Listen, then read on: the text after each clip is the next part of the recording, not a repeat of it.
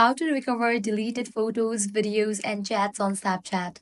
Let's get started. Launch your Snapchat. Now, click on the avatar icon given at the top left.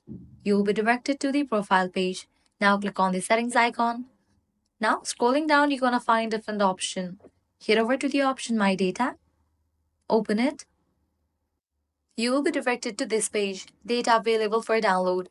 From this list, you have to enable for the option Chat History, Memories and Other Media, and Other option. On-check or on-select Other available option. Then click on the option Next. Now select the time range. Yesterday, last week, last month, last year, or 2 year, or all the time. I'm gonna set it to last month. Now confirm your email address. Make sure you enter the email address that you have linked with. Once the data is ready, you will be notified through this email address. So make sure you have access to this email address. Then click on Submit. You have just submitted your request for the data download. Once the data is ready, you will be notified or you can come to this page and check.